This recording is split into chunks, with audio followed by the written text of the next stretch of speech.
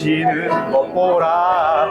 주의 말씀 의지하여 믿음으로 금을 던져 믿는 자에게 능치 못함 없네. 다시 한번 고백하시겠습니다. 전능하신 나의 주 하나님은 능치 못하실 전혀 없네. 우리의 모든 간구도 우리의 모든 생각도 우리의 모든 꿈과 모든 소망도 진실하신 나의 주 하나님은 우리의 모든 괴로움 바꿀 수 있네. 불가능한 일 행하시고 죽은 자를 일으키시니 그를 이길 자 아무도 없네. 주의 말씀을 의지하여 깊은 곳에 금을 던져 오늘 그가 놀라운 일을 이루시는 것 보라. 주의 말씀 의지하여 믿음으로 금을 던져 믿는 자에게 능치 못함 없네. 주의 말씀 의지하여 주의 말씀 의지하여 깊은 곳에 금을 던져 오늘 그가 놀라운 일을 이루시는 것 보라. 주의 말씀 의지하여 믿음으로 금을 던져 믿는 자에게 능치 못함 없네. 믿는 자에게 능치 못함 없네. 믿는 자에게 능치 못함 없네. 감사의 영광에 박수 올려드리겠습니다. 할렐루야.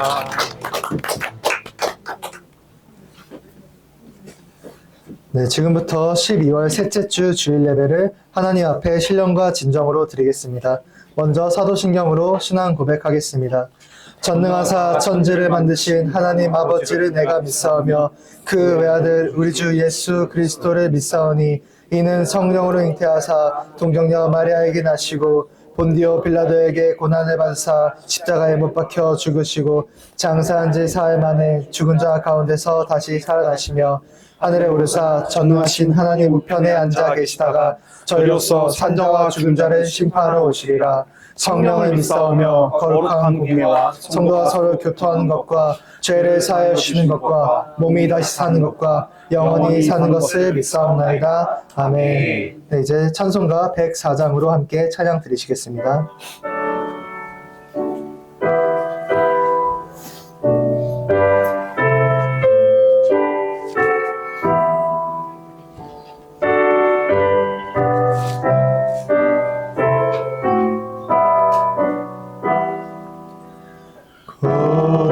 소서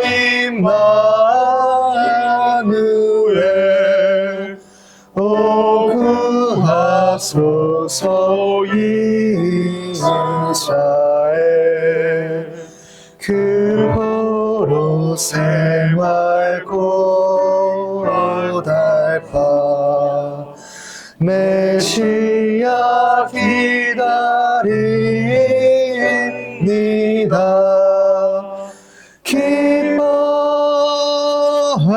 기뻐하라 이스라엘 곧 오시리 오 임마누엘 곧 오소서 지혜 주 온 만물 질서 주시고 참 진리의 길 보이사 갈 길을 인도하소서. 기뻐하라 이스라엘 곧오시리오 임마누엘 곧오소서 소망의 주 만백성 한마음이 이루어 시기와 분쟁 없애고 참 평화 채워주소서.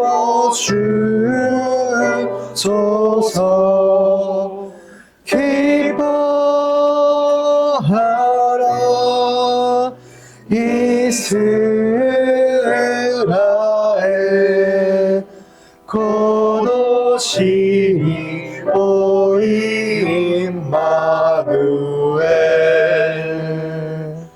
아멘.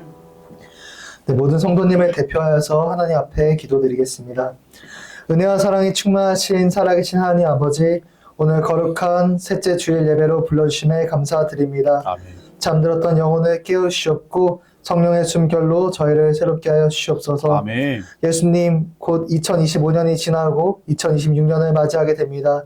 한 해를 돌아보면서 부족하고 아쉬웠던 것들 새롭게 결단할 수 있게 하시옵고, 또한 감사하고 은혜로웠던 것들 하나님 앞에 다시 한번 찬송하고 감사 올려드림으로써 또한 하나님과 언제나 동행하는 우리 열린 우리들의 교회가 될 수 있도록 주님 인도하여 주시옵소서. 아멘. 이 순간 다시 한번 성령의 불로 우리의 심령을 새롭고 뜨겁게 하여 주시옵고, 지친 마음 가운데 또 삶의 현장 가운데 주님의 기쁨과 은혜와 평강을 허락하여 주시옵소서. 아멘. 이 시간 병든 자가 치유받게 하시옵고 낙심한 자가 소망을 얻고 묶인 자가 자유케 되는 하나님의 놀라운 역사가 일어날 수 있도록 하여 주시옵소서. 아멘. 이제 김영건 목사님을 통해 선포된 말씀으로 하나님의 뜻을 깨닫게 하시고 그 말씀을 믿음으로 붙잡게 하시옵소서. 아멘. 사랑하는 순복음 열린 우리들의 교회와 모든 성도님들의 삶 가운데 기적과 권능이 넘쳐나게 하옵소서. 아멘. 우리의 구세주 되신 예수님, 이번 주에는 예수님께서 오시는 성탄이 예정되어 있습니다. 이러한 성탄의 기억함을 통하여서 우리의 신앙이 회복되게 하여 주시옵고, 아멘. 또한 예수님의 놀라운 은혜와 기쁨의 순간이 우리의 삶 가운데 온전히 체험될 수 있도록 함께하여 주시옵소서. 아멘. 그 가운데 부르심 받은 자리에서 정의를 실천하고 상처 입은 이웃들에게 자비를 베풀 마음을 허락하여 주시옵소서. 오직 우리 주 예수 그리스도의 참된 제자로 살아가게 하여 주시옵소서. 아멘. 이 모든 말씀 우리의 구원자이시며 생명 되시는 예수님의 이름으로 기도드립니다. 아멘. 네, 은혜 받으실 하나님의 말씀은 마태복음 1장 18절로 25절이 되겠습니다. 네, 다 같이 화면을 보시면서 합독하겠습니다. 예수 그리스도의 나심은 이러하니라. 그의 어머니 마리아가 요셉과 약혼하고 동거하기 전에 성령으로 잉태된 것이 나타났더니 그의 남편 요셉은 의로운 사람이라 그를 드러내지 아니하고 가만히 끊고자 하여 이 일을 생각할 때에 주의 사자가 현몽하여 이르되 다윗의 자손 요셉아 내 아내 마리아 데려오기를 무서워하지 말라. 그에게 잉태된 자는 성령으로 된 것이라. 아들을 낳으리니 이름을 예수라 하라. 이는 그가 자기 백성을 그들의 죄에서 구원할 자이심이라 하니라. 이 모든 일이 된 것은 주께서 선지자로 하신 말씀을 이루려 하심이니 이르시되 보라 처녀가 잉태하여 아들을 낳을 것이요 그의 이름은 임마누엘이라 하리라 하셨으니 이를 번역한즉 하나님이 우리와 함께 계시다 하니라. 요셉이 잠에서 깨어나 이르는 주의 사자의 분부대로 행하여 그의 아내를 데려왔으니 아들을 낳기까지 동침하지 아니하더니 다음에 이름을 예수라 하니라. 아멘. 네, 이제 다 같이 봉독하신 말씀의 근거로 김영건 목사님께서 두려움을 넘어 임마누엘의 품으로라는 제목으로 생명의 말씀을 전해주시겠습니다. 맞습니다. 예, 할렐루야. 오늘 대림절 네 번째 주를 드디어 맞이했습니다. 아까 전도사님께서 기도 말씀을 통해서 밝히셨듯이 이제 곧 우리 예수님께서 이제 인간의 몸으로 성육신 하셔 오시는 것을 기념하는 성탄절이 곧 다가옵니다. 그러한 날을 맞이해서 우리 주님의 전에 오신 우리 성도 여러분들을 환영하고 축복합니다. 자, 이제 드디어 성탄이 정말 코앞으로 다가왔습니다.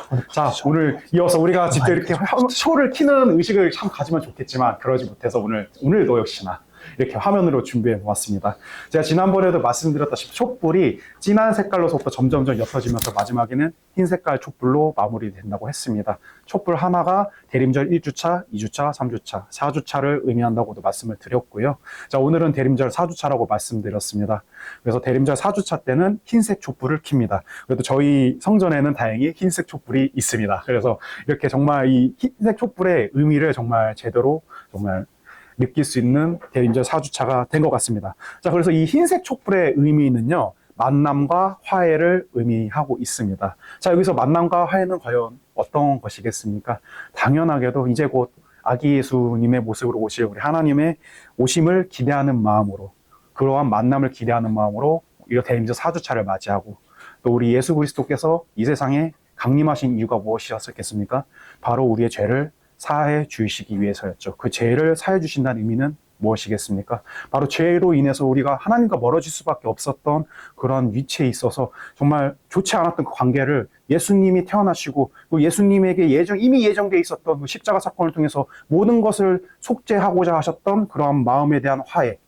그래서 이번 대림절 4주차의 의미는 만남과 화해라고 밝히고 있습니다. 그래서 그것을 의미하는 촛불이 바로 이 앞에 있는 흰색 촛불이라고 할 수 있겠습니다.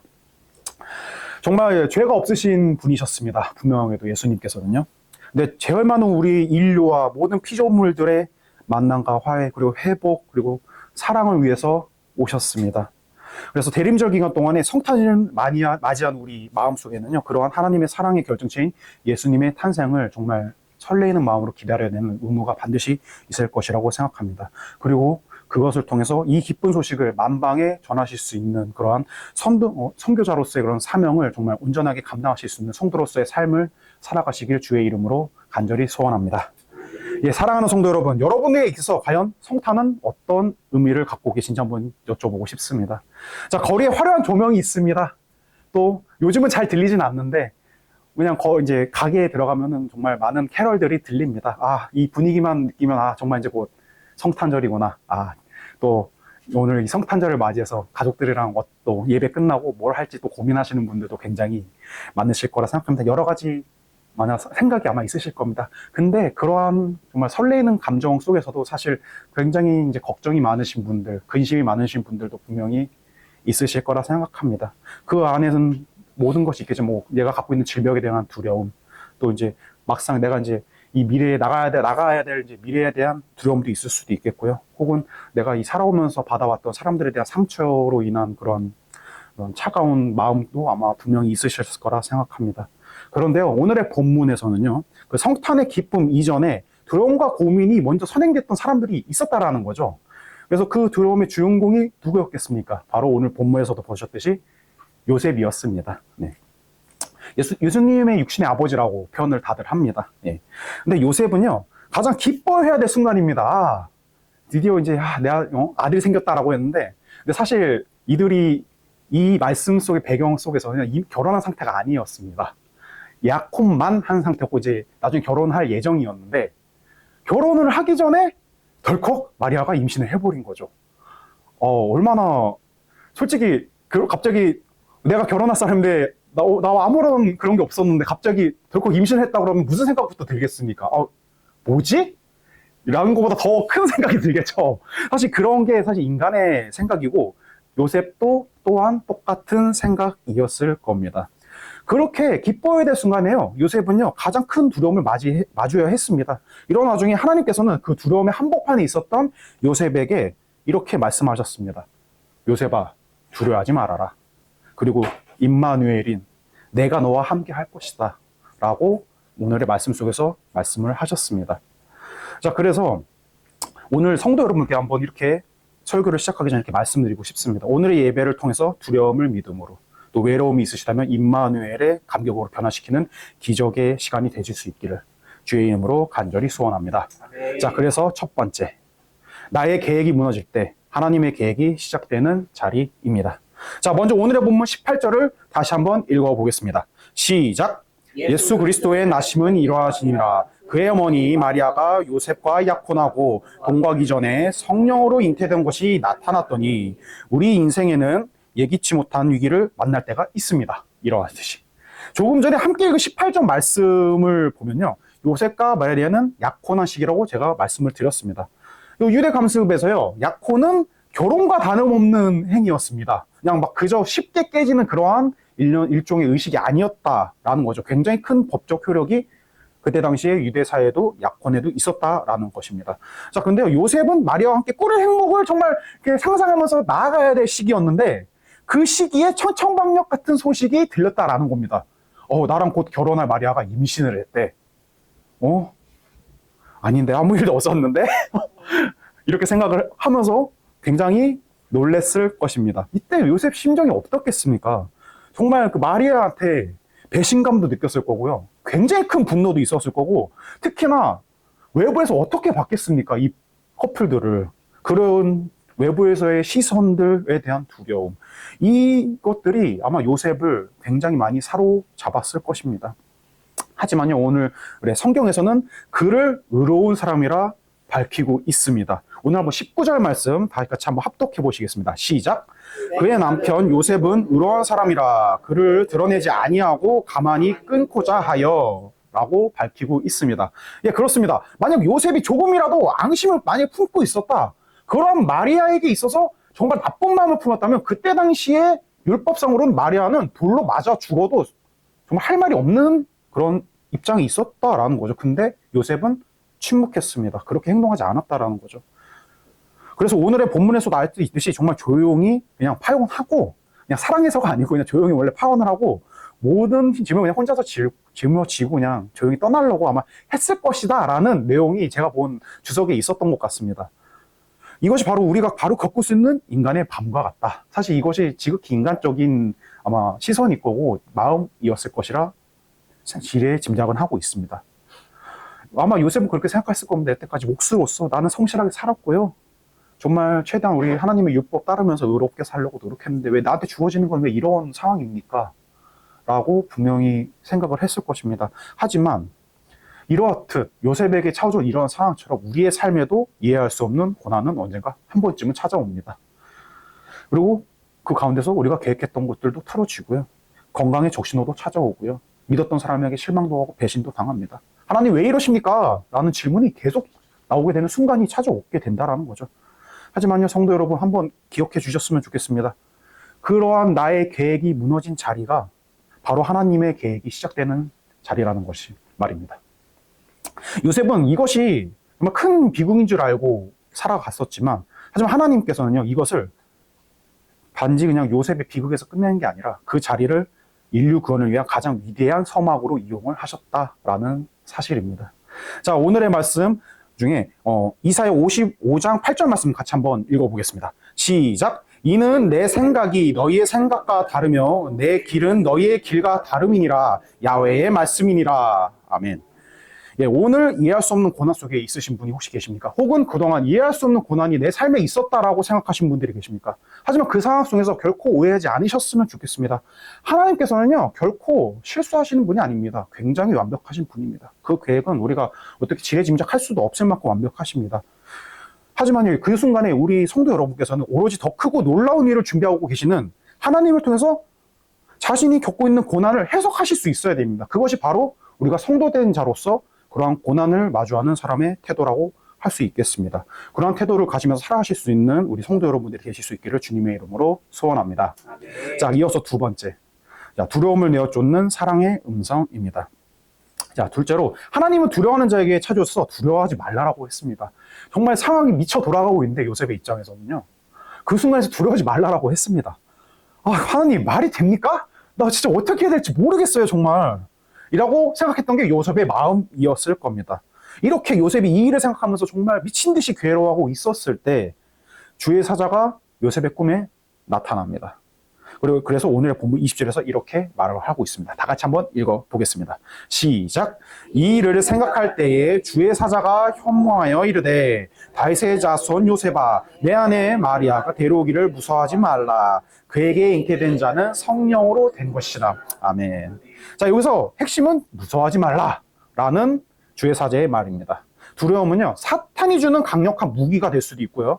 또 두려움은요, 우리의 눈을 가려서 하나님을 보지 못하게 하는 문제를 야기합니다. 근데 여기서 천사는요, 곧 태어날 악의 이름을 걱정하지 말라고 하면서, 두려워하지 말라고 하면서 이름까지 지어줍니다. 예수라고. 그래서 오늘 본문 21절 말씀을 통해서 한번 이렇게 밝히고 있는데요. 다시 한번 다 같이 읽어보겠습니다. 시작. 아들을 낳으리니 이름을 예수라 하라. 그가 자기 백성을 그들의 죄에서 구원할 장임을 아니라. 아멘. 자, 예수라는 이름은 구원자라는 뜻을 담고 있습니다. 자, 무엇으로부터 구원이겠습니까? 가난입니까? 질병입니까? 그건 아니고요. 좀 더 근원적인 것이 있습니다. 그것이 바로 죄로부터 구원하시러 오신 예수님이시라는 겁니다. 왜냐하면 인간이 겪는 모든 두려움과 고통, 가난과 질병의 단절의 모든 원인은요, 바로 우리의 원죄로부터 발생한다고 밝히고 있기 때문입니다. 자, 예수님께서는 우리의 죄의 문제를 해결하러 오셨습니다. 요한일서 4장 18절에서는요, 이렇게 밝히고 있습니다. 다 같이 한번 읽어보겠습니다. 시작. 사랑 안에 두려움이 없고 온전한 사랑이 두려움을 내쫓나니 두려움에는 형벌이 있음이라. 두려워하는 자는 사랑 안에서 온전히 이루지 못하였느니라. 아멘.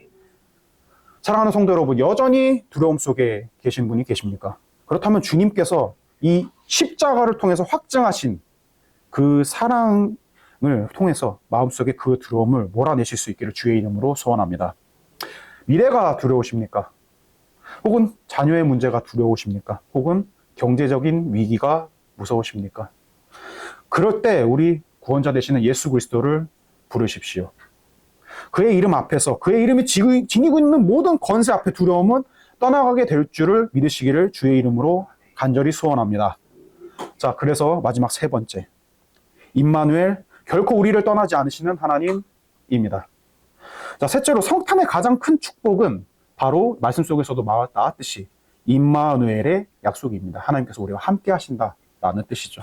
자, 오늘의 본문 22절과 23절 말씀을 다시 한번 읽어보겠습니다. 시작. 이 모든 일이 된 것은 주께서 선지자로 하신 말씀을 이루려 하심이니 이르시되 보라 처녀가 잉태하여 아들을 낳을 것이요 그의 이름은 임마누엘이라 하리라 하셨으니 이를 번역한즉 하나님이 우리와 함께 계시다 함이라. 아멘. 자, 이 모든 일은요, 이사야 7장 14절에서 이미 언급이 됐습니다. 그 이사야 선지자의 예언 속에서도 이미 언급이 되고 있는 말씀이죠. 임마누엘. 이것이 바로 우리가 결정적으로 성도로서 가져야 할 복음의 시작이자 결론입니다. 자, 구약시대 하나님을 한번 생각해 보겠습니다. 우리 성서 열심히 읽으셨으니까 아마 분명히 아실 거라고 생각합니다. 자, 구약시대 하나님께서는요, 저 높은 하늘에 계신 두려운 분이셨습니다. 마냥 두려운 분이셨습니다.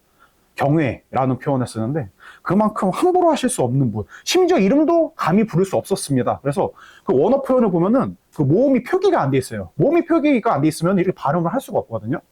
그러니까 한글로 치면은 기역, 니은, 디귿만 있는 거예요. 그러니까 하나님의 이름을 감히 부를 수 없기 때문에 그렇기 때문에 히브리어 원전에서도 하나님의 이름을 그냥 모음 발음 표기 없이 그냥 딱 자음만 표기가 딱 돼 있을 만큼 하나님께서는요, 구약시대 하나님께서는 우리가 감히 언급조차 할 수 없는 그런 정말 높고 위대하신 두려우신 분이었었습니다. 그분을 보기 위해서는요, 성전을 무조건 가야 됐고요, 네이지파의 제사장을 통해서만 만나실 수 있는 분이셨다라는 겁니다. 하지만 성탄절, 그 하나님께서, 그 경외의 대상이신 하나님께서 인간의 몸을 입고 우리의 곁으로, 아니 우리 안으로 들어오셨다라는 건요, 그 구약시대의 사람들한테 있어서 굉장히 놀라운 사건입니다. 정말 감히 상상할 수 없는 거죠. 생각을 해보겠습니다. 정말 한없이 정말 신적 존재이십니다. 감히 언급조차 할 수 없는 그런 위대하신 분께서 그것도 인간의 세상에 나타나시고, 그 중에서도 가장 죄인이라고 알려져 있는 아타나시우스라는 위대한 교부신학자의 말을 빌려서 하면, 가장 말을 잘 들으면서도 가장 많은 죄를 지어서 오게끔 만들었던 그런 존재였던 인간의 몸을 입고 우리 안으로 심지어 들어오셨다라는 겁니다. 이거는요, 하나님의 입장에서 보면요, 굉장히 신성 모독입니다. 예. 그때 당시에 그래서 그러한 이단들의 논쟁들이 있었던 것 같아요. 어떻게, 왜 하나님께서 인간의 몸으로 올 수 있냐? 이 더럽고 추하고 죄 속에 가득한 이 정말 감히 어떻게 상상도 할 수 없는 그런 행위를 하나님께서 하셨다고? 아니야, 말도 안 돼. 라는 이단 논쟁이 실제로 있었을 정도였으니까요. 그러한 하나님께서 우리의 몸을 입고 오시는 날, 그것을 기념하는 날이 바로 성탄절 크리스마스였다라는 거죠. 자, 이렇듯 하나님께서는요, 결코 우리를 멀리서만 지켜보시거나 그냥 하늘에서만 그냥 계셨던 분이 아니었다는 겁니다. 그 고통을 멀리서 지켜만 보지 않으시고 우리와 아플 때 함께 하시고 우리와 울 때 함께 울고자 하셨고, 그러한 것을 통해서 본인이 직접 나타나심으로 수많은 기적과 이사를 행하시고, 심지어 우리가 인간으로서 행하였던 모든 죄를 사하여 주시기 위해서 스스로 십자가 형벌의 틀로 가셨다. 그런 분이셨다라는 겁니다. 자, 오늘의 본문 24절에서도 언급되고 있습니다. 요셉이 마리아를 데려오는 것을 주저하지 않고 순종할 수 있었던 그런 이유도요, 그것이 바로 하나님이 나와 함께 하신다는 고백이 있었기 때문입니다. 하나님께서 임마누엘이셨기 때문이었다라는 것입니다. 예, 사랑하는 성도 여러분, 때로는요, 정말 세상의 끝에 홀로 서 있는 것처럼 느껴지시는 날이 있으실 수도 있습니다. 아무도 내 마음을 몰라준다 생각하실 수도 있습니다. 하지만 이 순간 결코 잊지 않으셨으면 좋겠습니다. 당신은 결코 혼자가 아닙니다. 천지를 지으신 하나님께서 지금 바로 여기 우리 성도 여러분과 그리고 우리 이 순간에 우리와 함께 계시지 않으시더라도 정말 하나님께서 창조하신 그 모든 피조물 가운데, 그것들이 존재하는 그 모든 장소 가운데 함께 계신다는 사실을 말이죠. 자, 이제 오늘의 설교 말씀을 맺고자 합니다. 자, 대림절의 넷째 주일, 하나님께서는 우리에게 사랑을 말씀하셨습니다. 그 사랑은요, 그저 막연한 사랑이 아닙니다. 두려움에 떨던 요셉에게 찾아오셔서 무서워하지 말라, 두려워하지 말라라고 안심시킨 그러한 사랑으로 우리를 감싸 주셨습니다. 죄에 빠진 우리를 건지기 위해서 예수라는 구원자로 오신 사랑입니다. 그리고 영원토록 우리를 떠나지 않겠다고 약속하신 임마누엘의 사랑입니다. 자, 오늘 가지고 온 모든 인생의 짐, 그리고 두려움, 상처를 그러한 임마누엘의 주님 앞에 내려놓으시길 바랍니다. 주님이 여러분의 손을 반드시 잡아주실 것입니다. 내가 너와 함께 하겠다, 내가 너를 도와주리라 라고 분명히 밝히시고 약속하셨습니다. 이 음성을 듣고 다가오는 성탄을 세상이 줄 수 없는 평안과 기쁨으로 맞이하는 저와 여러분들이 되실 수 있기를 주님의 이름으로 간절히 축원합니다. 함께 기도드리시겠습니다. 사랑의 하나님 아버지,